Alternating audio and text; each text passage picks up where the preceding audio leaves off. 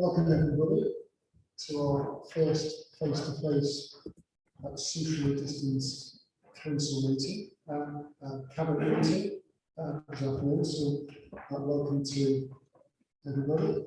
So pleased to see the Lord Mayor is graced us with his presence. So thank you for coming along. We have only one member of the general public so far who's joined us as well. Welcome to the meeting. So let's make a start. Do we have any apologies? No apologies, Chair. No apologies. Okay. Public questions or petitions sent within the 5-day full working day limit? None received, Chair. None received. Okay. Declarations of interest. Declarations of interest and minutes of the cabinet meeting held on the 14th of April.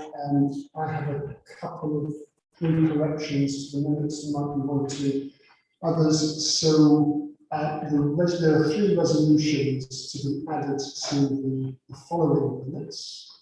Item, I think it's item 8, development of the school phase 3. Item 15, award of a contract for replacement of the district heating plant and the court. And item 16, award of a contract for roofing upgrades and repairs programme to the council dwellings. So those which are obviously reported in the reports themselves will be reported in the next set of minutes that come to the July cabinet meeting. Are there any other corrections to the minutes? Go. Yeah, last point of the minutes where we're talking about managing assets on housing, it says that I left the meeting and I declared a pecuniary interest. I hadn't, it was a conflict of interest. It was correct within the actual table, but not at the end.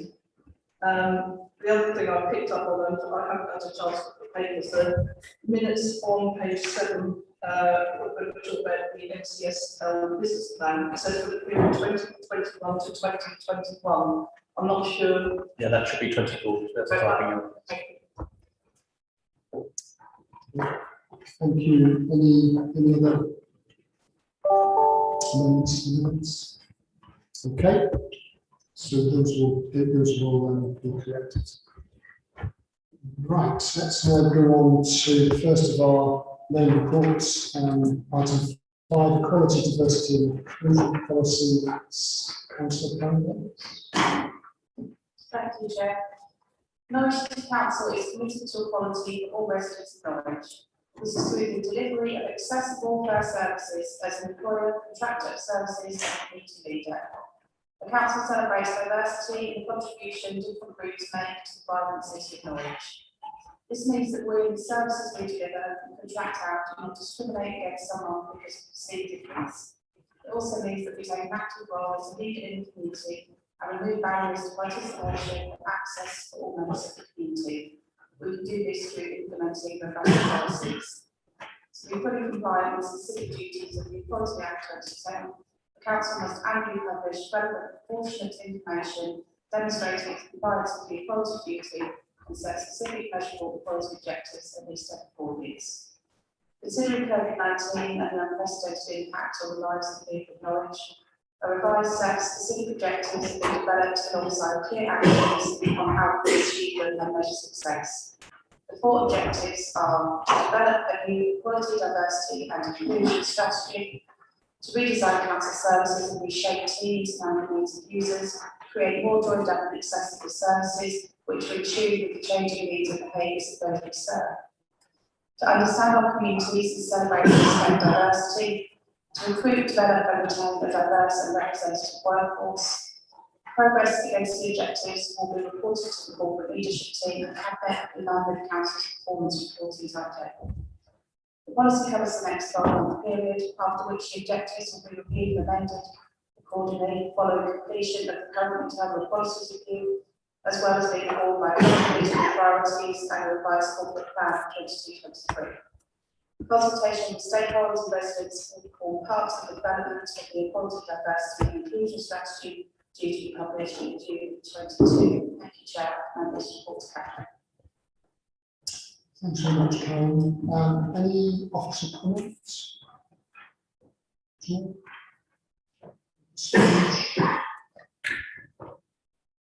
No? Okay. Cabinet comments? Which one to those very important piece of work that we undertake as a council. It's important indeed. Any questions? Sandra, have you got a question you'd like to ask? A very brief question, please. Under objective 4, it says that there will be an ED equality and diversity training. I was just wondering whether that would be compulsory for all staff and council. I'll need to find out and get back to you, and that's all your bottom hope, so.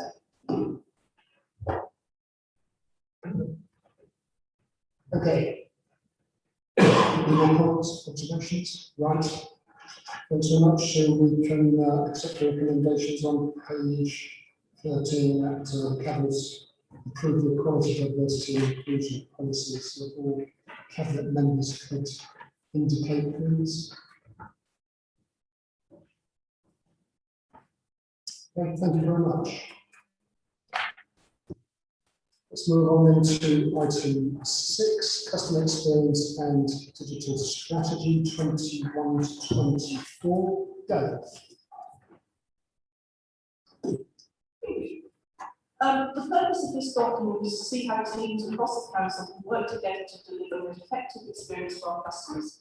As an organisation, we need to harness technology and digital opportunities to make services easier to access and to make them as accessible as possible to those with different levels of digital skills and indeed equipment.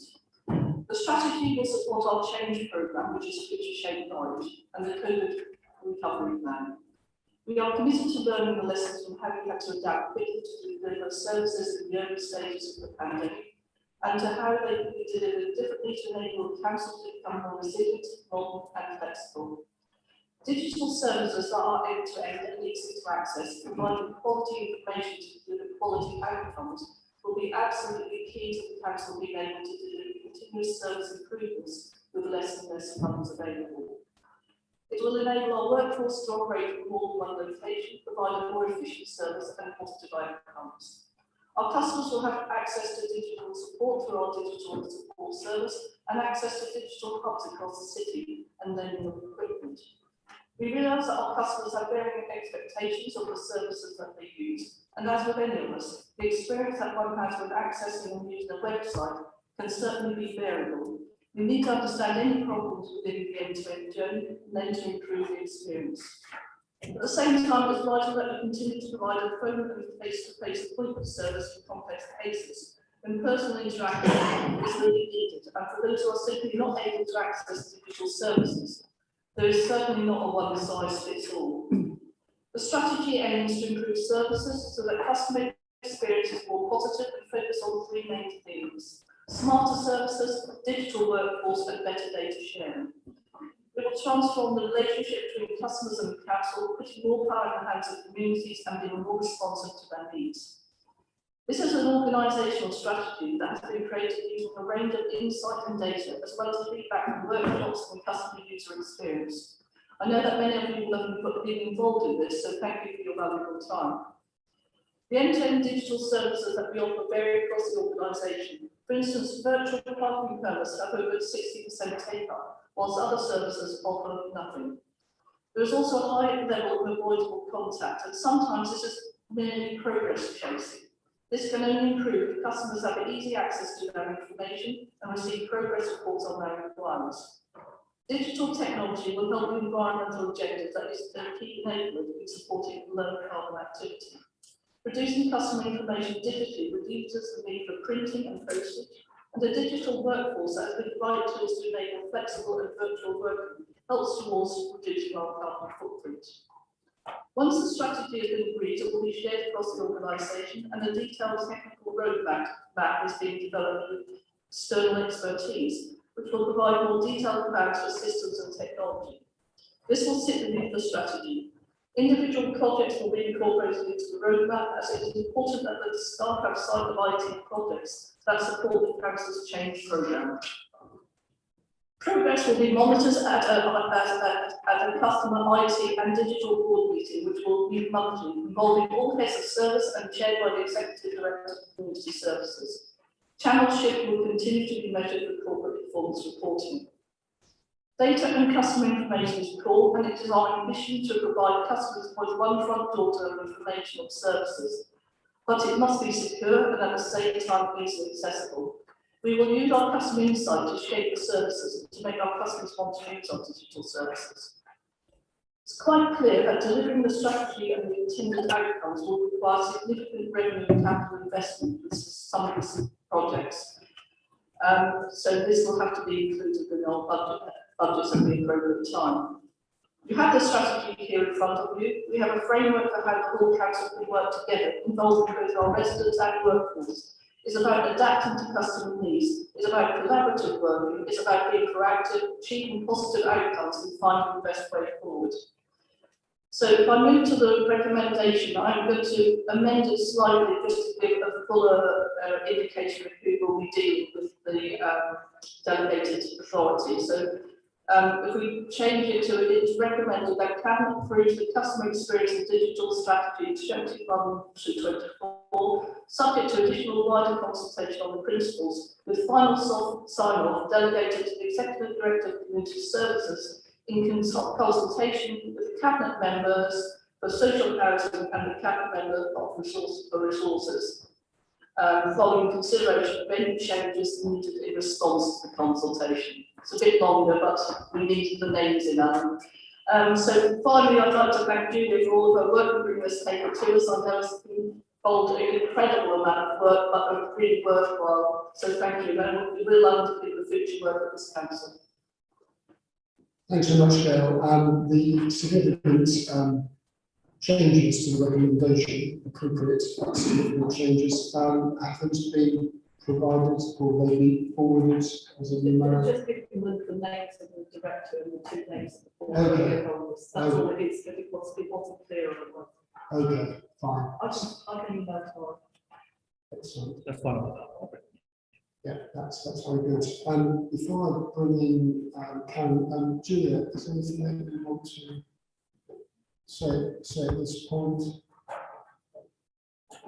No, I think Gail went through everything. It's very comprehensive. To answer any questions. Thank you. What I would say is that very, very good piece of work, and the report makes clear just how patterns of interaction with the council have changed during COVID, and there are some gains that we're able to consolidate. So, yeah, impressive piece of work. Karen, you want to come in? Thanks, Alan. Could I make a request that we send out a map of the district hubs in systematic with opening times? Because obviously a lot of people can't go online in the first place to be able to see how to get online. And also, if we could put some phone numbers in for perhaps an assistance scheme or any organisations we know that can help provide funding for that or mobile data. Thanks. You can take that one forward, thank you. Yes. Any other cabinet comments? Comments? Sandra, do you have a question? I do, yes.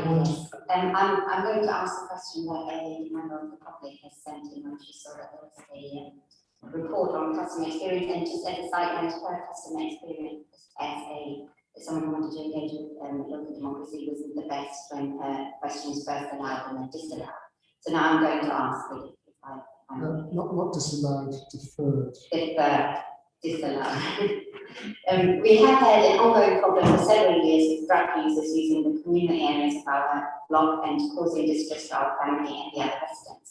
We have requested security doors numerous times and have been told that Norwich City Council has limited budget for them, but that we might get them at some point in the future. We have regularly reported cases of drug use to Norwich City Council and police by email and requested help from them in addressing this issue while we are waiting for security doors, but we rarely receive a response from Norwich City Council.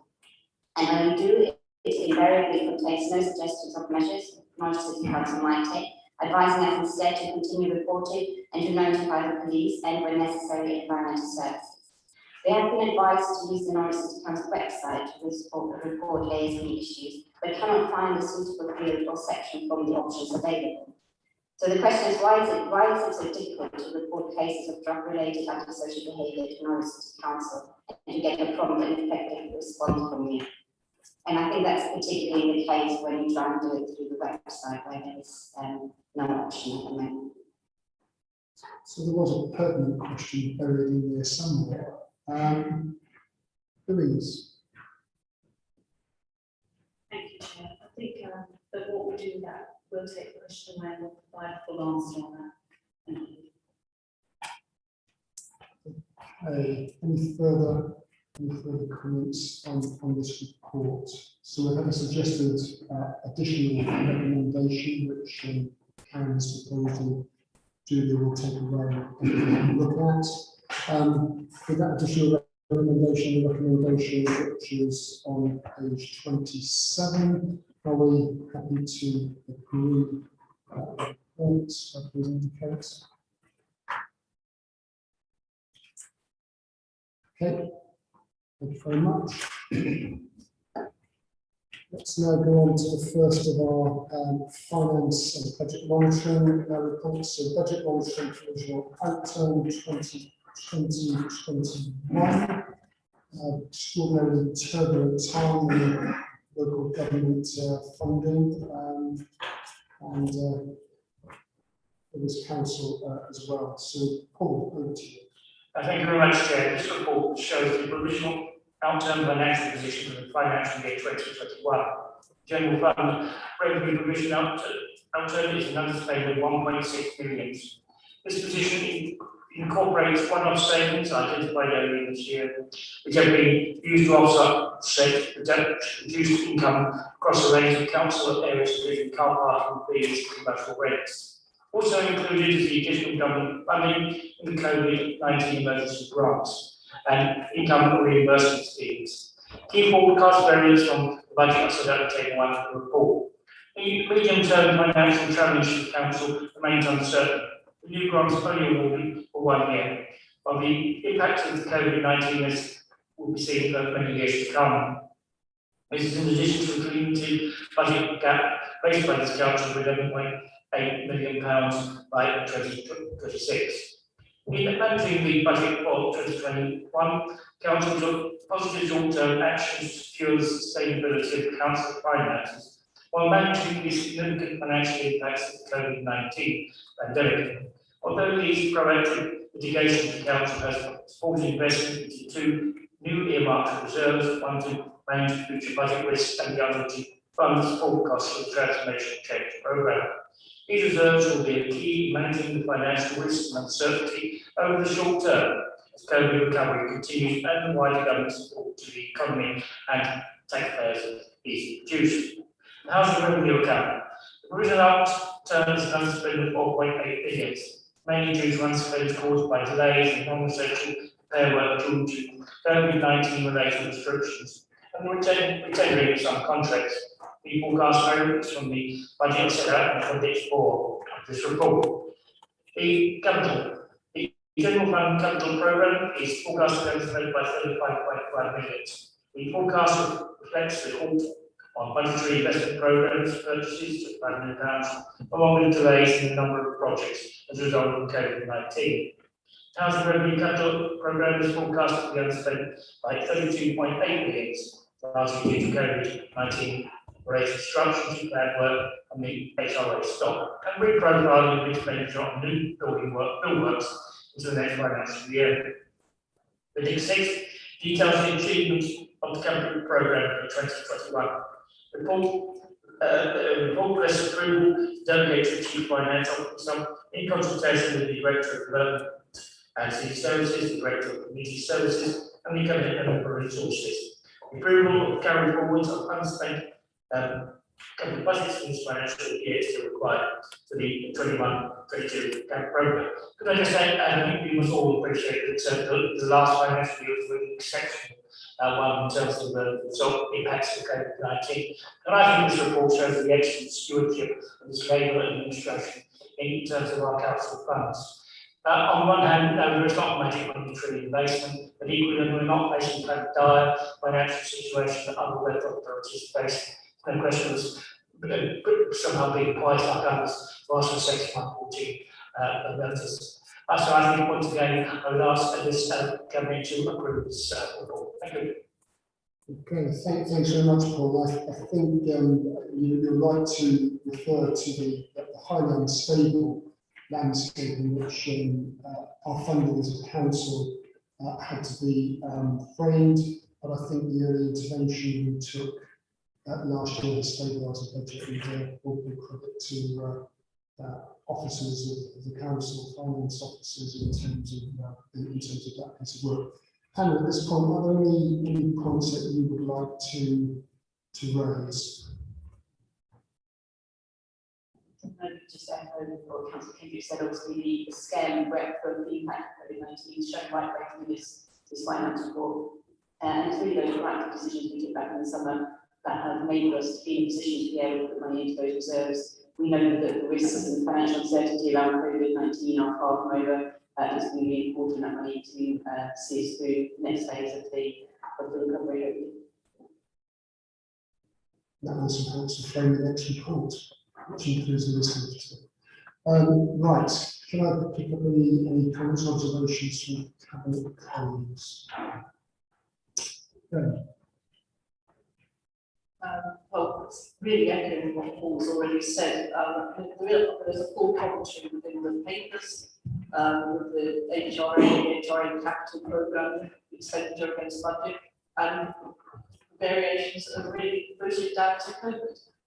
Whether it's the fact that the first lockdown we went to emergency or urgent repairs only, or whether planned upgrades were delayed either because residents didn't want us to enter their properties, or they were shielding, or workers were furloughed. So there were just so many things that then we had problems with actually obtaining materials. The pipeline of new build projects is there, and money will be carried over. And I suppose the point to make is that eventually the balances will be used. This is not lost money. This is money that we've got to just make sure and prioritise and get the work done. But it's been an incredibly difficult year, and everyone knows that. Yeah. Any Cabinet comments? Sandra? Yes, please. First of all, I'd like to thank Hannah for the patience with all my questions I had in advance, so they have all been answered. So I can take up a question that James, who's also here today, has sent in as a public question, which was deferred as well. And it's a very timely question, so I think it's just right that. Could you frame it in your own words, because This allowed. Well, I think If you want me to frame the question, then well, I would like you to frame a question which is relevant to. It will be relevant because it's in the budget paper, and it is about looking at opportunities to save money at a time where we are in a financial climate, and I think it should be heard. Well, what I think is you can get the essence of what that question is. I gave you considerable latitude last time. I don't want to put a big issue on it, but you can get the essential points you want to make about the opportunity to save some further money, which will then go into the reserves, by coming up with presumably a possible example. Could you do that for me? Well, I can try and reiterate this question. So what James did is he was pointing towards a number of new documents that have come out since the decision about high impact tennis courts that's been made in 2017. So one of them is the environmental strategy, and which looks at obviously how we can preserve green spaces, and how we can ensure that we tackle climate change and enhance biodiversity, which he believes is against this decision. The other one is the COVID-19, the recovery blueprint, which again looks at climate change, but also at opportunities, looking at opportunities to save money where it shouldn't be spent on something, it should be spent somewhere where it could be better spent, probably is the best way of rephrasing it. So his question is, in light of that, times have moved on, we're in a much different position than we have been in 2017. Problems have intensified, So with regards to this, will the council carry out an emergency review on their plan to concrete over the grass tennis court area at Tyne Park? Thank you very much. Anybody before I would happily respond to that, but I don't know whether Councillor Happy wants to respond to that in terms of investment of good money, since we are doing it in relation to a budget report. I think what I'd probably highlight is that there have been a number of questions to council, cabinets, where I've highlighted the benefits and the reasoning of going ahead with the project that may feed into the health and well-being of the city and its residents. In terms of the funding, what I would suggest is appreciating the fact that the majority of all the funding for this project is coming not from our general fund, where we are having the biggest trouble. It's coming from capital and external funding. So in that respect, I don't feel that there is a case that needs to make the cabinet to put off this project. Thank you. So a resources perspective, which is a good investment, because we're not simply about saving money, we're about investing in the most effective way possible. If we can get partnership funding to help us with that, then all the better. I'm sorry to interrupt. Yes, of course. Just to add to it, obviously this project is, as I've highlighted many times, taking place over 2 different wards. So it's benefiting not just Lakeland and Highland Park, but also across the city, because it will give that long-term sustainability, more people playing tennis, and it will further increase the city fund to support sport. And Michael, did you have anything you wanted to add? I just wanted to say that as part of the delegation, we'll be reviewing the capital programme, but one thing that will be critical to us is where we've obviously already made a decision and awarded a contract, we wouldn't be going back on those contract decisions we've already taken. So that is something to be mindful of, that we do follow through on our commitments where we've made with the contracts. So we will be doing a review of the capital, but the reality is one of those, that point is a very important point. Okay. Right. Any further comments or questions on this budget report? Are we happy to accept the recommendation? Please indicate.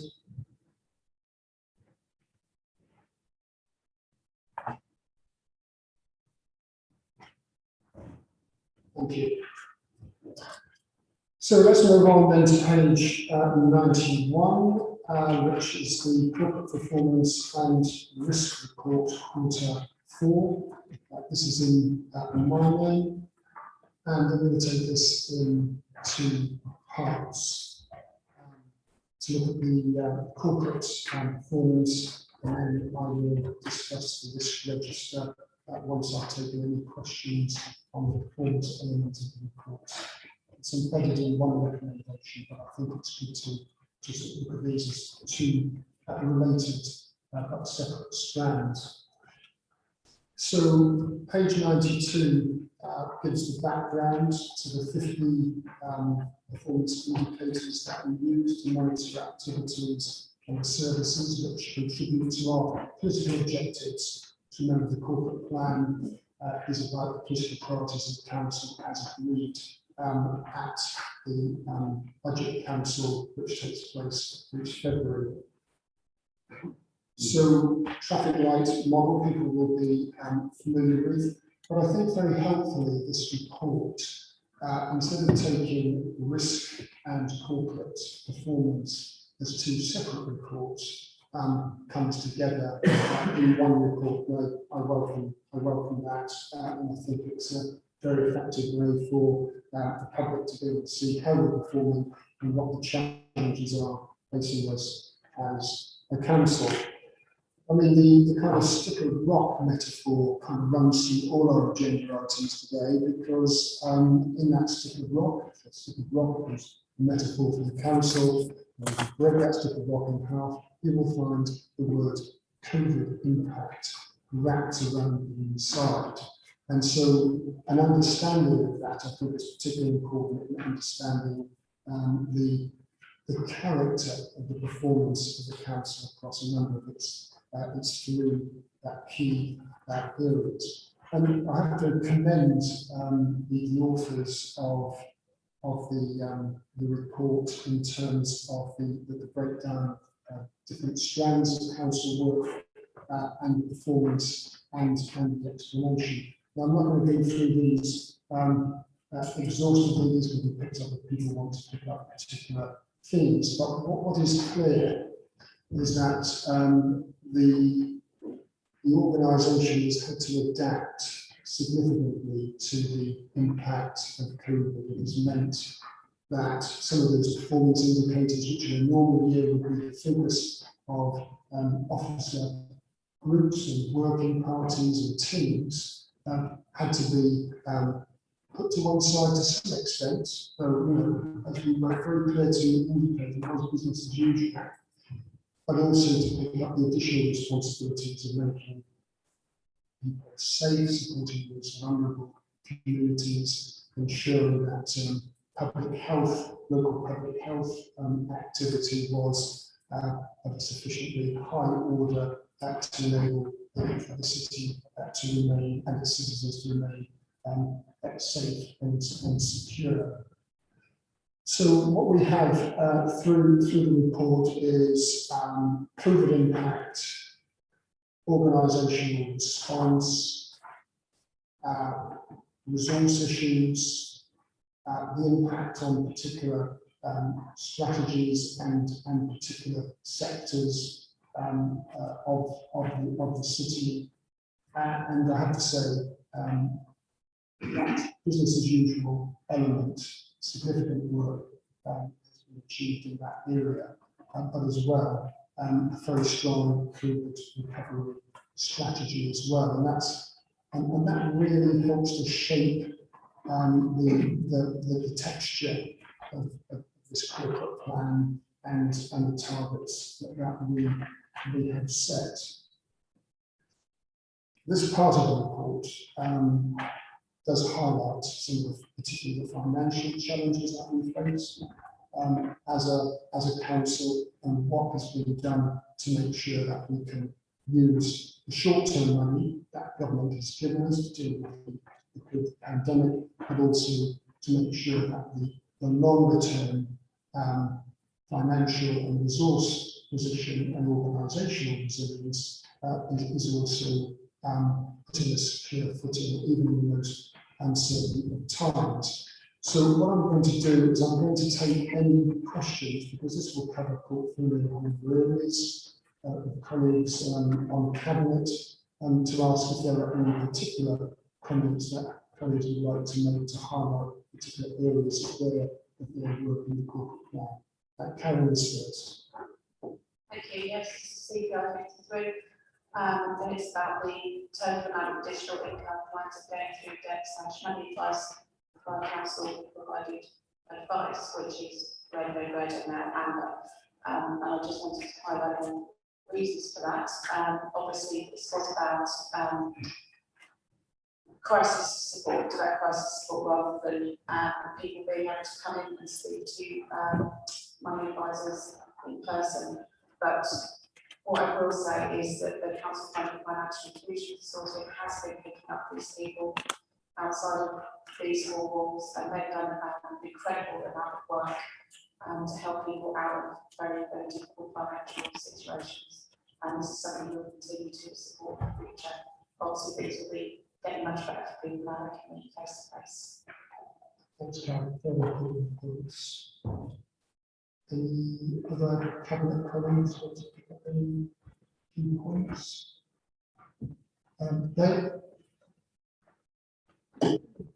Briefly, because again, everyone's had a chance to look at this and one can see the reason behind these. I'd just like to commend CPI mark 61 percentage of households who asked for help with the preventive of homelessness.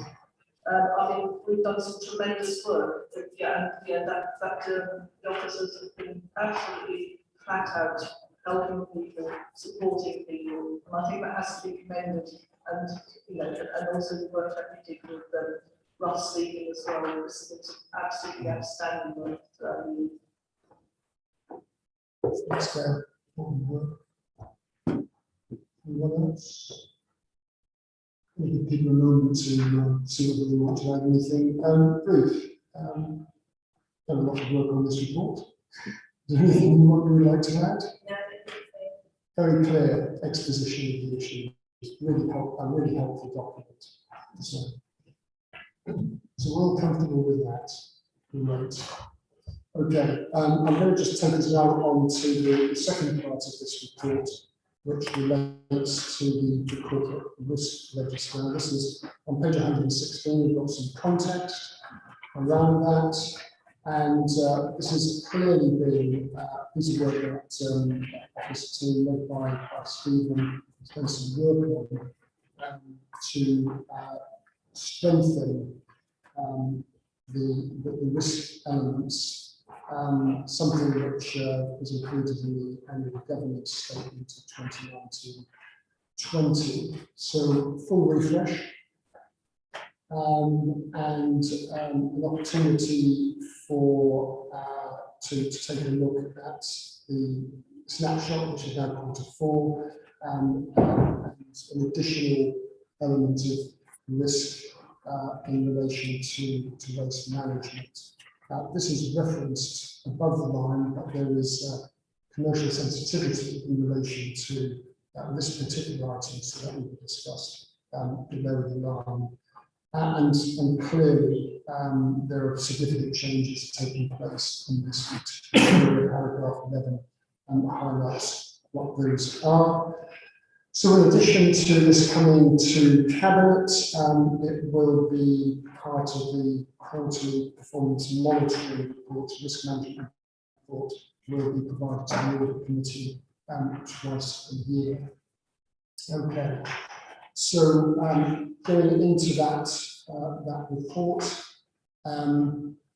just one or two observations to make. Corporate risk register, this outlines in a very explicit way the council funding short-term COVID-19 related funding issues. But it is rightly contextualised by the importance of the medium-term and longer-term funding of the council, because councils can use short-term money for the specific things like COVID, different strands of COVID, but actually the responsibility of councils is providing services in the long term, and a strong medium-term and longer-term financial strategy is important in that respect. The property element of this talks about the thorough review of our assets going forward. There were some changes in landscape there. COVID issues related to health and safety in the workplace. And the fact is, we have to take account of the fact that, there may be further waves of COVID, and we need to have the necessary resilience as a council, as a city, to be able to deal with those in partnership working, of which I think we excel as a council, is central to the success of that resilience programme. And the impact of Brexit, I have to say, each day in every way, the impact of Brexit is apparent, and that has economic consequences. Some of these will be positive, some will be, let us put it this way, disruptive.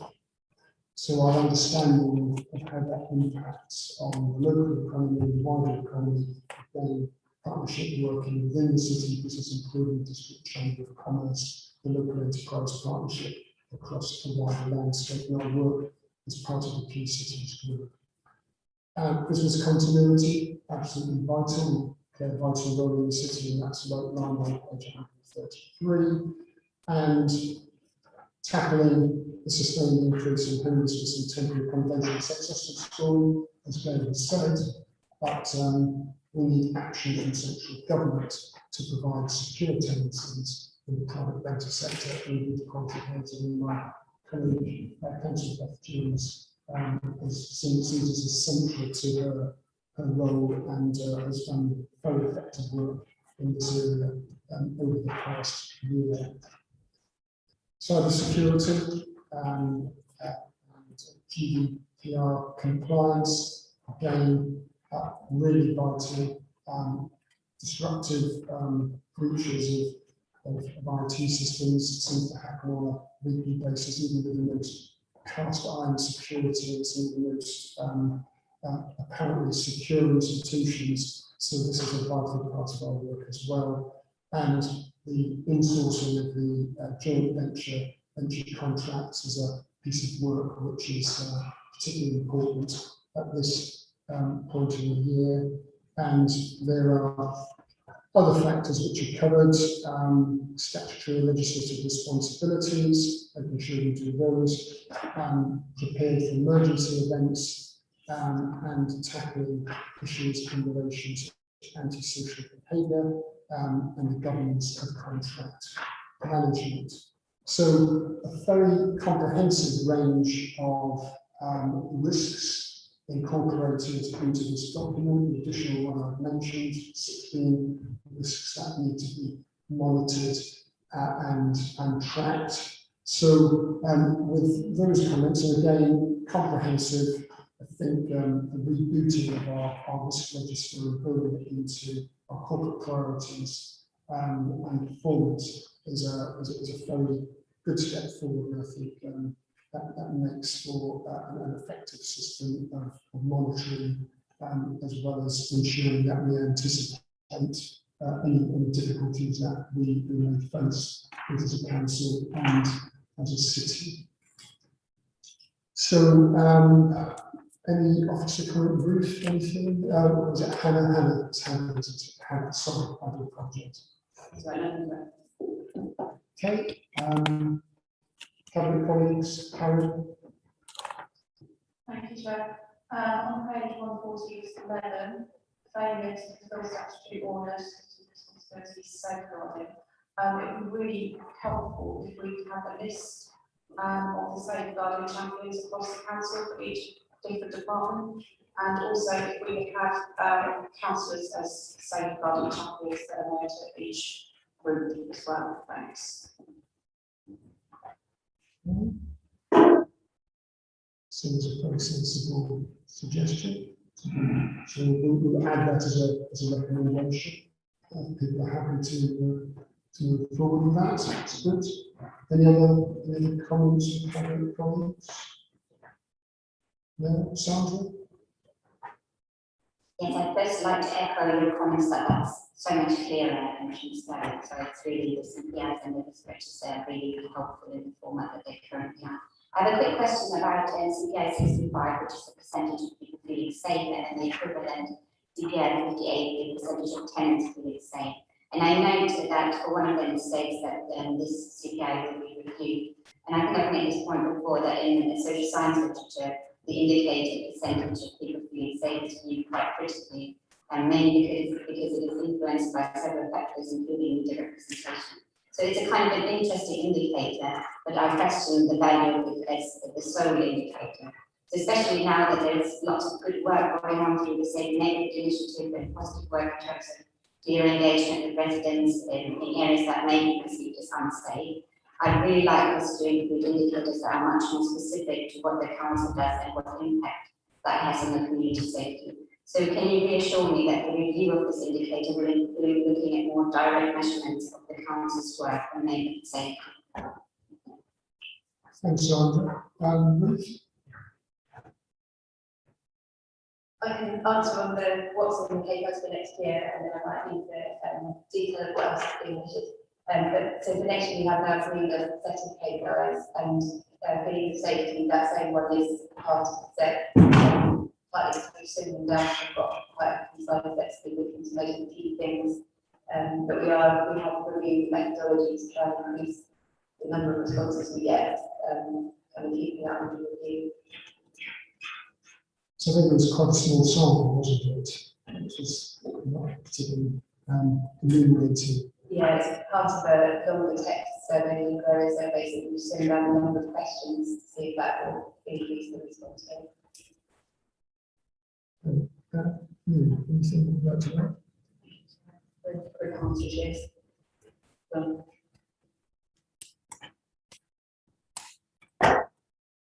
Okay, any further questions or comments? Can we go to recommendations?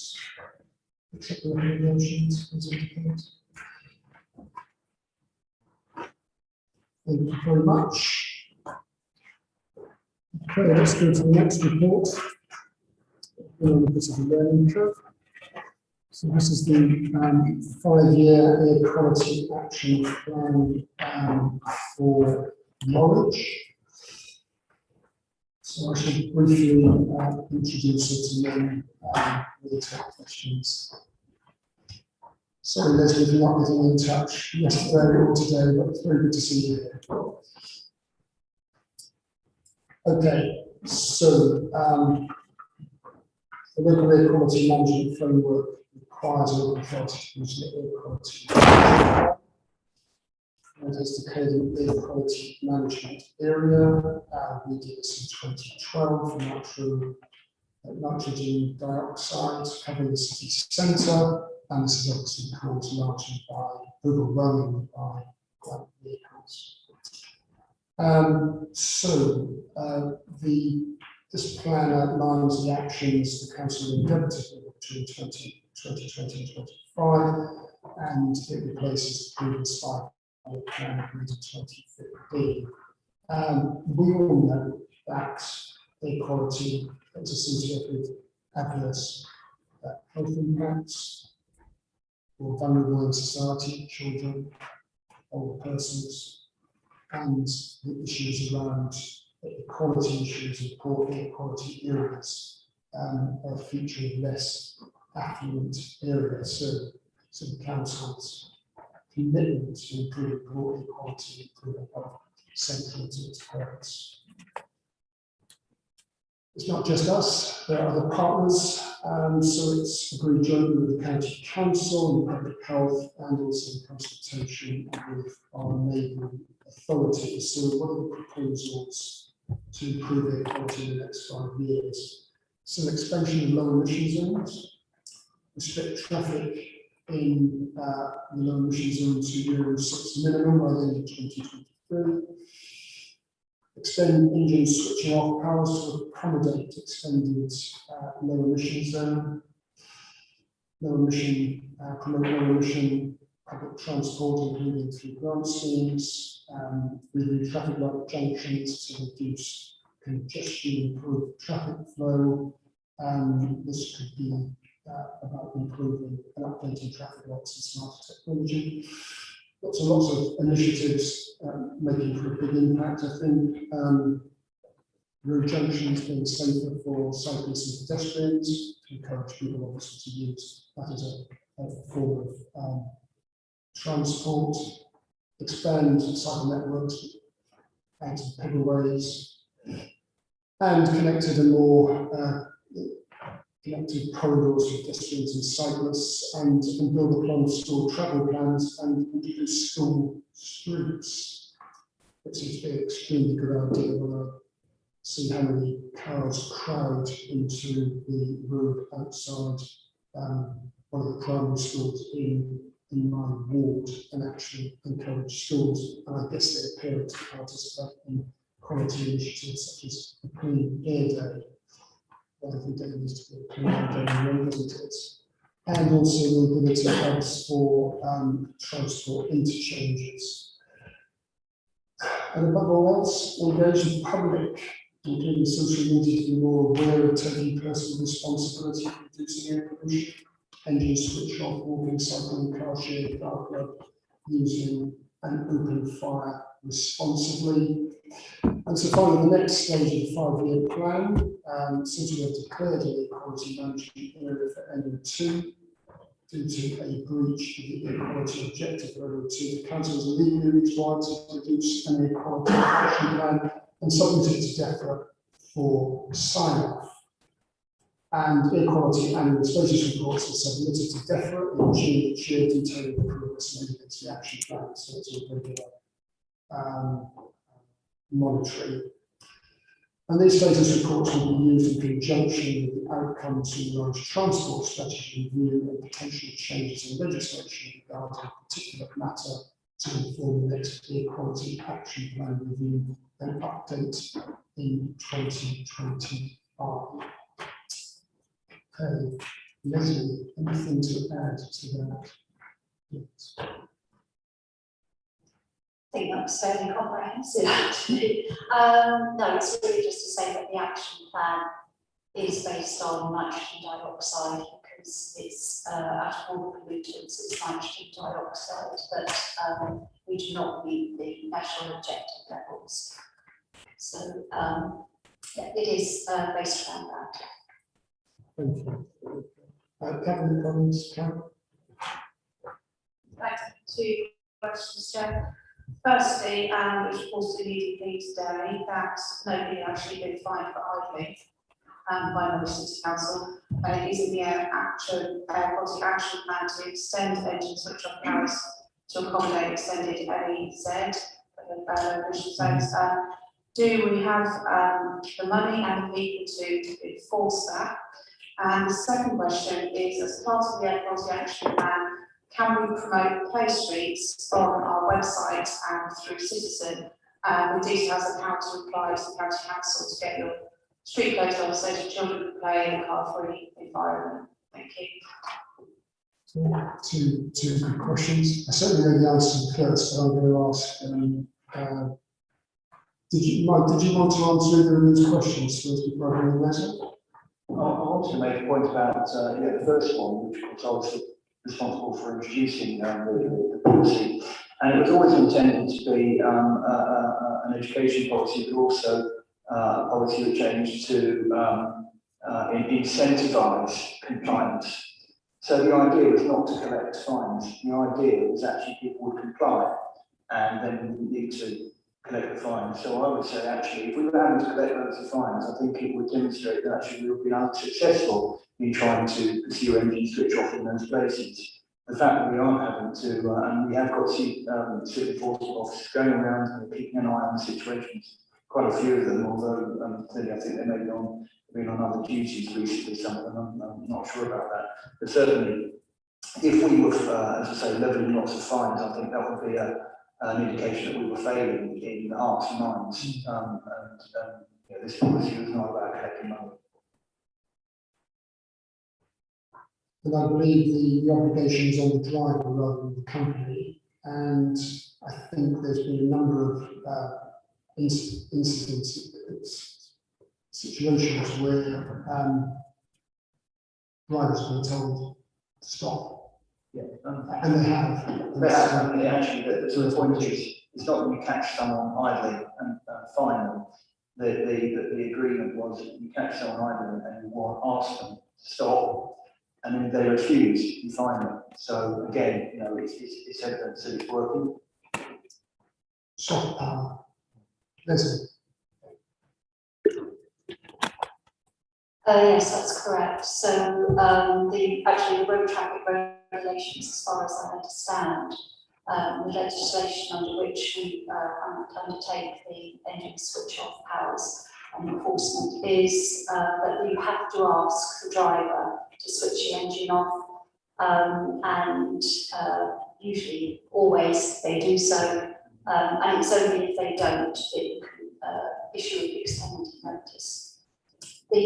One way our civil enforcement officers, as far as I understand, have identified some drivers that might be a bit neglectful on a number of occasions, and so we have thought about potentially reporting to the bus operator, but on the whole, everyone conforms, and I think we do a good job of that, because I believe that there's very few occasions now where they have to ask bus drivers to switch the engine off.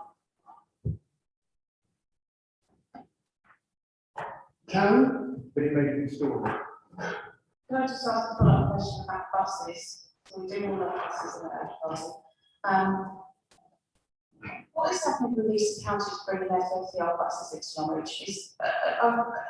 Have we got any updates on when clean buses are coming? because we do seem to be kind of the scrapyard for all the bus companies, really.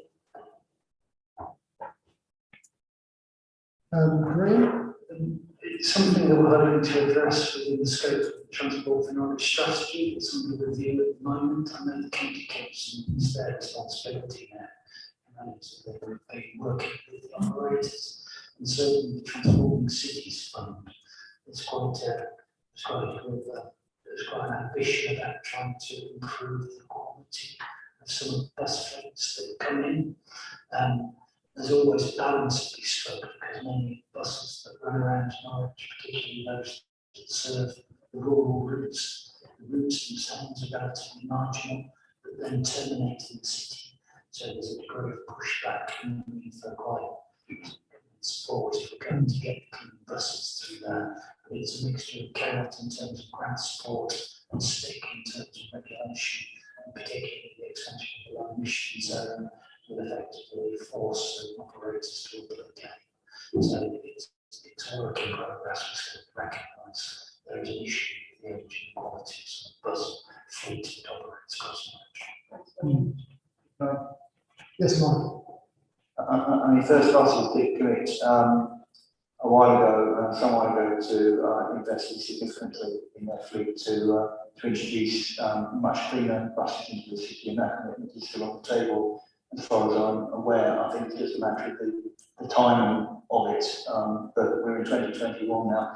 I've got, and don't take this as gospel, I've got 2023 at the back of my head as being, I think, the original date that was discussed, but that's fast approaching. But as I say, that's just a vague recollection I've got. My understanding is that First Bus have agreed to remove all Euro 3 and Euro 4 buses by 2023, leaving only Euro 5 and Euro 6 buses.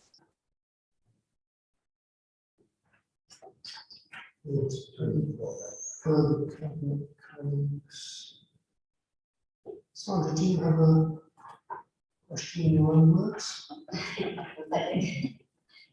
So can you bear with me? So I'm going to give two examples which will lead up to my question for you just a little bit. It's not too long. So there's a number of people who come to me and they've pointed out that this plan actually seems to be outdated in some aspects before it has even been adopted. So I'll give you 4 examples. One is there seems to be no link to the COVID recovery and no link to the landmark ruling on electricity debt respect due to pollution, which are both crucial contexts for any air quality action plan. Second example is that, and this is from Matt from Clean Air Norwich, not in my own words this time. Given that Norwich City Council has more control over domestic fuel burning than it at least currently does over traffic pollution, I would like to see more emphasis on domestic wood burning in the report. I have an issue with the phrase using an open fire responsibly, as open fires are the least efficient and most polluting of all modes of domestic wood burning, while even the most modern eco-design wood burning stove produces hundreds of times more small particles than gas fires and heating. So the focus should be on discouraging domestic wood burning completely rather than suggesting it can be clean. The third one is, in addition to this scrutiny, we'll look at the issue of wood burning in July, so any recommendation from that meeting should ideally be integrated in that report, I think. And then my last example is the measure quoted in the report promote low emission public transport through the use of external grant schemes and private investment. And the expected outcome here says First Bus vehicles, total 75% of the buses transiting through Norwich, and their proposal, as you just said, to replace all Euro 3 and 4 buses with Euro 6 vehicles will make a significant contribution to reducing pollution levels. However, the focus on diesel buses in the Air Quality Action Plan has been overtaken by national policy on zero emission buses, which are powered mostly by electric or hydrogen, and so cut vehicle pollution and reduce greenhouse gases. For example, the Office for Low Emission Vehicles, which encompasses buses and coaches, has been renamed the Office for Zero Emission Vehicles to reflect this change in focus. In addition, the Managing Director of First has indicated in an exchange of letters with Councillor Carlo that the company would consider switching its planned 15.8 million investment in 55 Euro 60 buses in Norwich actually to zero emission buses. So they would also be willing to participate in a local working group on the topic. So the Air Quality Action Plan really needs to be updated to be in line with this new ambition and new national policy on zero emission buses.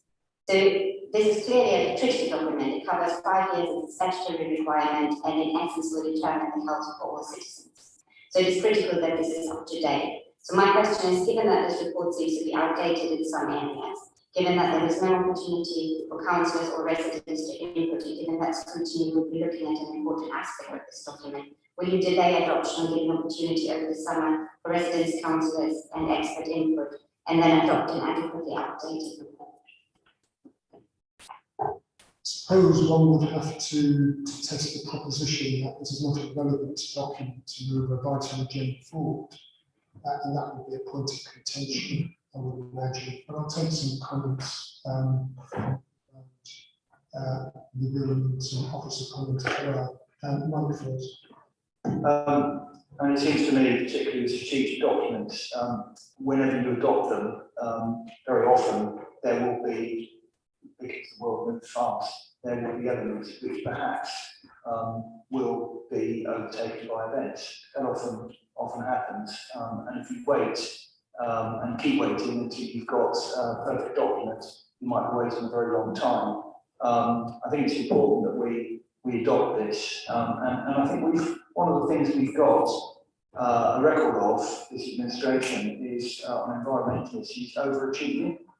Overachieving even against what the opposition Green Party have been pressing us to do. I think there are some very good examples of that.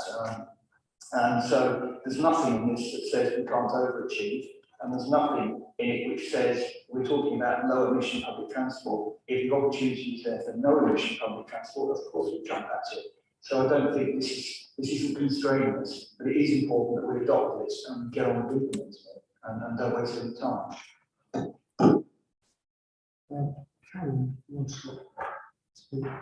Thanks. I did actually have domestic wood burn down as one of my questions, but I've already asked quite a long one, so I'll skip it. I do agree that domestic wood burning is disastrous for people with breathing issues. It's one of the worst things. Have officers had any conversations with bus companies that Denise has had with the bus companies, do we know? Or would that report be done at council level? Yeah, so we haven't had any conversations, do we know? Can we get some clarification? We do work quite in partnership with the county council, and clearly we used to have far more direct involvement when we had the agency agreement in place, and now that's been amended.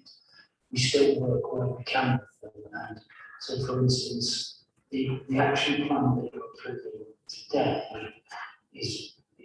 has effectively been delayed because of the impact of COVID and getting it forward. It's the review of the 2015 plan, and it's hard for us to get it into effort to demonstrate that we're on top of the air quality issue. Measures that are missing are those that we know are funded, so it is not speculative. It doesn't put a limit on our ambition. It's demonstrating that these are the measures we have in place. So the first measure that we have agreed and funded through the Transforming Cities Fund, a very significant improvement in bus fleets to get it up to your NCAP 6 standard as opposed to a broader standard that it's operating at the moment. We tried and bid for a full electric city bid along with the county council for DFT funds last year, but that bid was unsuccessful. But we were party to it. We attend working groups around the Transforming Cities programme with the bus companies there. We've got pretty good working relationships with them, and we're engaged with them to try and move those things forward.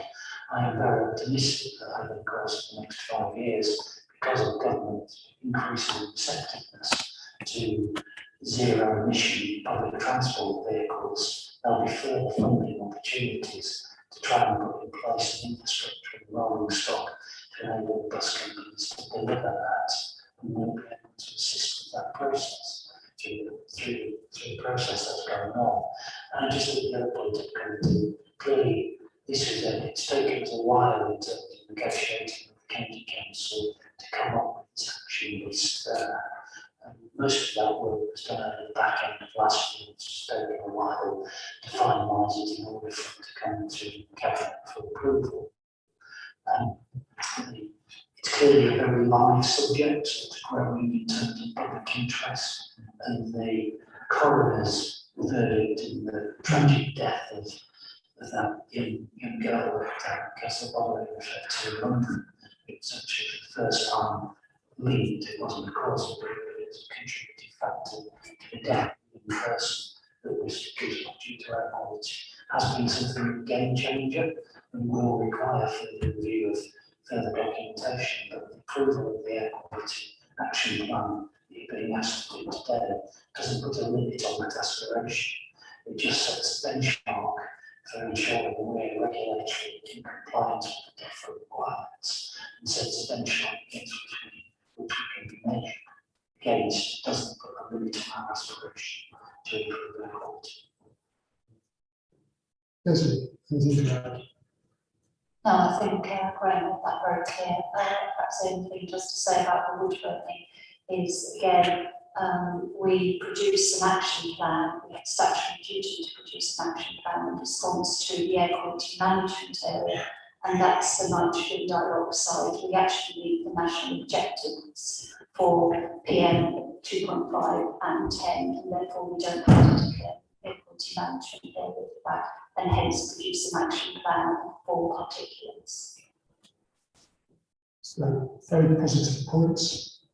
An ambitious plan, which, as Mike says, will last any of the opportunities provided. I agree with the government given its commitment to having all electric vehicles by 2030. There's a plan behind the words. We will certainly be very a willing partner to engage people on that. So I think it's a very good story. I would have to accept the recommendation. There's any comments? Thank you very much. Okay, let's move on then to the award of a contract for district heating in the Devonshire Street area of Norwich. Yeah, Norman.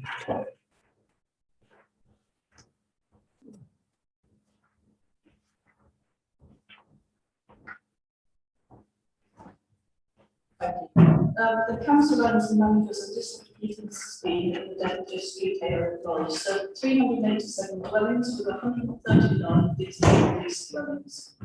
The proposal in front of us today is to refresh the internal heating system serving the 248 council operated dwellings, which comprises of pipework, radiators, heat exchangers and cylinders, some dating back to 1976.